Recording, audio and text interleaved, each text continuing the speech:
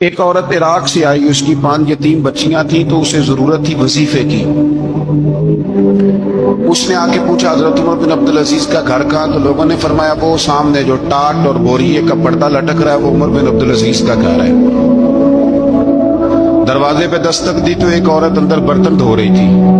پوچھا السلام علیکم، امیر المومنین سے ملنا ہے۔ وہ کہنے لگی اس درخت کی چھاؤں میں بیٹھ جاؤ، ابھی تشریف لاتے ہیں۔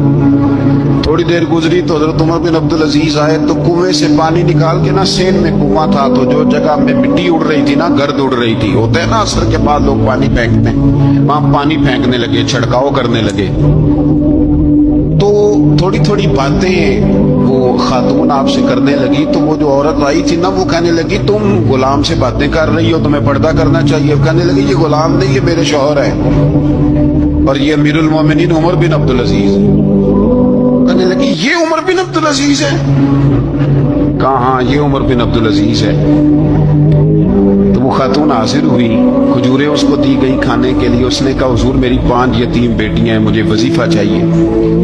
جناب عمر بن عبدالعزیز نے ایک بیٹی کا نام پوچھا، ولدیت پوچھی، وظیفہ لکھا۔ عورت کہنے لگی اللہ تیرا شکر ہے میری بچی کا وظیفہ لگ گیا۔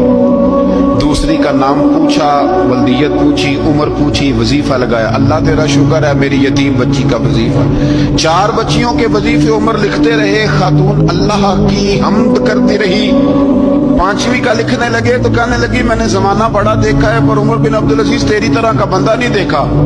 آپ فرمانے لگے اب میں 5ویں کا وظیفہ نہیں لکھتا، 4 کا وظیفہ جا کے گورنر سے منظور کرا لے اور 4 کو کہنا تھوڑا تھوڑا 5ویں کو بھی دے دے۔ حضور کیوں نہیں لکھتے؟ فرمایا جب تک تو حمد کے لائق رب کی حمد کر رہی تھی میں وظیفے لکھ رہا تھا، اب تو نے میری تعریفیں شروع کر دی۔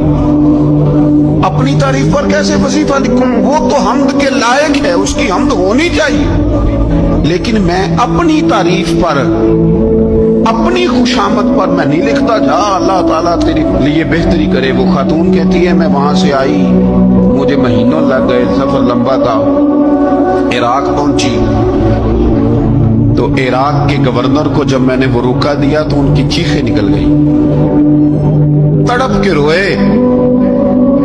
میں نے کہا کیا ہوا؟ کہنے لگی بی بی جس نیک آدمی نے تجھے یہ لکھ کے دیا تھا نا، چند دن ہوئے ان کا انتقال ہو گیا۔ عمر بن عبدالعزیز پردہ فرما گئے۔